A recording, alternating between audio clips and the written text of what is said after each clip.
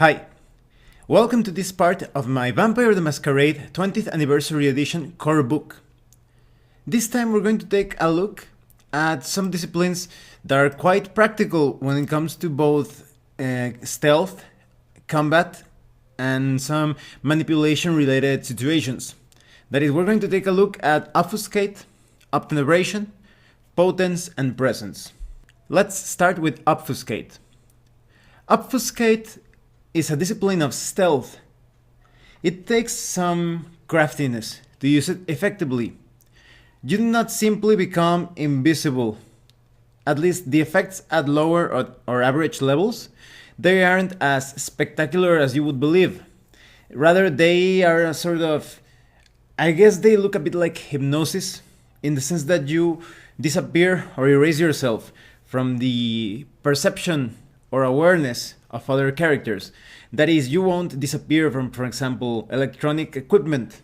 You will still be filmed and such, but when the discipline is used correctly, the observer will not be able to perceive you at all because you simply do not register as information in the mind of that individual. So there is a bit of a finesse involved in using this discipline. At higher levels, you can also affect other people or objects to cloak them with the power of Obfuscate so that they disappear from the perception of others. Even if someone were to be taking, for example, video footage of your character, he wouldn't be able to see that until the video is examined later on. So, for example, at lower levels, the vampire will be able to hide his or her presence using shadows as assistants. Later on, you would be able to move with a bit more freedom. Shadows would somehow extend themselves to assist you when hiding and moving about somewhat unseen. But later on, you could affect or influence the perception of others to the point that they would see a different face from your normal face. At higher levels, you would be able to vanish in plain sight. You can also disappear, for example, zones of a particular area or entire objects, buildings. You could neutralize telepathy or in sort of like mind intrusion. You could also play around with the way your aura projects colors, which would be very useful against someone who is using, for example, Auspex and is trying to perceive your emotional state. And at even higher levels, you would be able to extend the influence of your Obfuscate discipline. You could even project your Obfuscate power over someone who is not aware or does not want to be obfuscated. So he would disappear from, for example, the perception of allies and wouldn't be able to receive some sort of assistance. So as you can see, it has a lot to do with mind games, to the point that, for example, a powerful user of Obfuscate could even become the old friend of someone or create a new identity for him or herself. And then we have Obtenebration. At first, this may seem a bit similar to Obfuscate, but Obtenebration is less subtle, has a lot less to do with playing with the minds of others and more to do with using the raw power of darkness, not only for stealth purposes, but also as a weapon, or I guess you would also say as a sort of shield. Obtenebration is the trademark of the La Sombra clan, and there's a lot of controversy trying to find out the origins of this mysterious shadow power. Some say that they use darkness around the vampire as physical tools, but some others consider Obtenebration as the very source of the darkness within the vampire's existence or essence, manifesting itself to do the vampire's will. So at lower levels, you can see some similarities with Obfuscate, where you use shadows, like the shadows can work to hide you, create some patches of gloom. But later on, you will be able to create clouds of inky darkness. You could also use the shadows and the darkness as tentacles or arms to even smother or damage your opponents. There is a moment at higher levels of power where you can actually become sort of like an aberration of darkness, a true monster with the possibility of flaying, strangling, or smothering your enemies.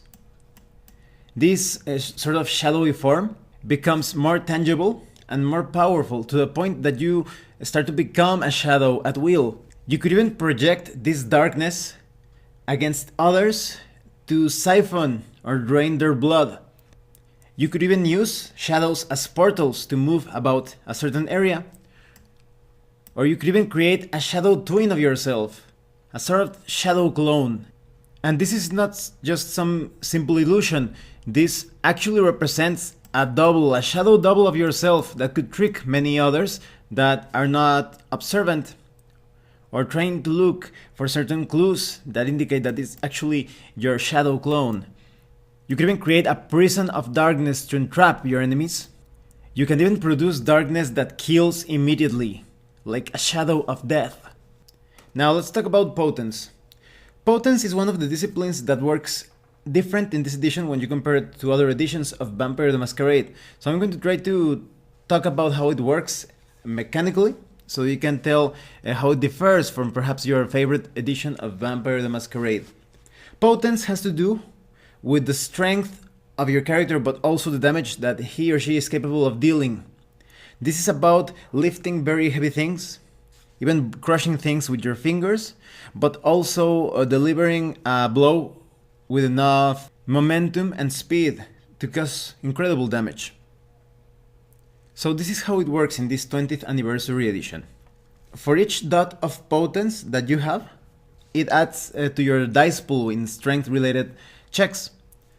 But you can also spend a number of blood points to change this potence dice into an equal number of automatic successes. So this adds to all related strength rolls for the turn, and this increases the capabilities of a vampire in physically oriented tasks, especially in combat, significantly so when compared to other editions. You can basically either go over or destroy any obstacle in your path with sufficient levels of potence. And when you deal damage, it's going to be quite devastating, to the point that few vampires would want to go toe-to-toe against you in close quarters combat. When you go up higher in levels of potence, you may choose to add some variations to this power. You could do some things just to display power, like leaving your handprint on a very tough surface, but you can also, because you are so strong and potent, you could also make handholds in sheer surfaces. You could even, and this seems quite over the top and supernatural, you could create a sort of like an earth shock or tremor that you could hit the ground, and you would be able to direct where the strength or force of the blow is going to come out from. So if your enemy is several feet away, you could just punch the ground, and the strength of that blow could appear just beneath your opponent, dealing damage. At the highest level, you could even make a small gesture, and that could deal terrible damage as well. So a lot of that has to do, or could assist potentially in intimidation checks, for example. And speaking of intimidation, we have presence. Presence is about emotional manipulation. When you compare it with, for example, Dominate feels a lot more focused, but not as broad, and Presence feels more generalized and perhaps even flexible in its use. Presence basically allows you to attract someone to you or repel that person or vampire. So while Dominate could create some suggestions, commands, make a slave out of someone, Presence can gather a large group around you or repel them in fear if you wanted to. It's not going to be as precise as to the instructions or what you can do with that group of people, but it's quite handy when you want to make your presence known, either for using others around you or to keep them away. So at the lowest levels, you just make yourself quite noticeable. Whenever you enter a certain place, everybody notices you. Depending on your intention, maybe you want people to stay away from you because you're on a certain mission that requires for you to be feared. Or maybe you want to use a lot of people to shield you or to hide yourself in the crowd, for example. You could attract a large number of individuals to do that. Later on, you could cause great fear to the point that the victim could crumble, could fall down in terror when looking at you. You could also entrance many others. This could be useful if you want someone to go unnoticed. You could assist that other vampire by entrancing others and they won't notice what that ally is doing. You could also summon. At later levels, this power becomes even more extraordinary. You could summon any person whom you have met. They come to your assistance, to your call. As you go up in your proficiency and power in this discipline, you become incredibly attractive or hideously twisted, depending on how you want to project yourself. This can actually save you some time when trying to move around a crowd or across a crowd, or if you want to avoid some fights. You could do this to paralyze many individuals. Maybe they are enthralled by you. It depends on the situation. Maybe you were invited to some sort of party or ball and you don't want to make an enemy out of everyone. You could project your majesty around you and they could be just like dazzled and fascinated while you move easily through the entire crowd. Or what if it's a hostile environment and you want to make a point or send a message? You could go through that hostile environment and all of the individuals there wouldn't dare to move against you and you could reach your target quite easily. You could even cause love, or you could say an illusion of love. You can also create great anger. This could be effective when you want to spark conflict between two individuals or even two groups. It depends on how you're using this discipline, on the finesse that you are employing in its application. You could also paralyze almost anyone at higher levels of power. You could even force others to cooperate. You can control the emotional climate of an entire region, and your powers will become more and more difficult to resist. So what do I think of these disciplines? A lot of them are quite sought after. When it comes, for example, to potence and obtenebration, these are the disciplines that almost any power gamer in Vampire the Masquerade wants to get their hands on one way or another. This can potentially ruin the campaign if you're not careful, because it makes the player characters to focus more on the tactical roleplay side of Vampire the Masquerade, although Vampire the Masquerade is more focused on storytelling. A lot of players become too fascinated with the prospect of lifting a car and throwing it, or using the shadows as tentacles, like some sort of Dungeons and Dragons spell. And because these powers are so cool, you have to be careful with how you handle them.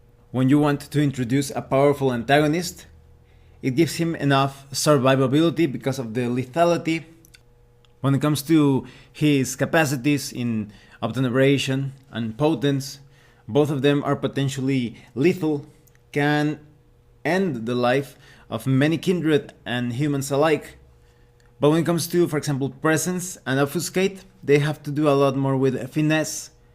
They could actually be used in a campaign to cause a lot of conflicts, as someone moves across unseen thanks to obfuscate, and even hides the presence of important non-player characters that the characters are looking for.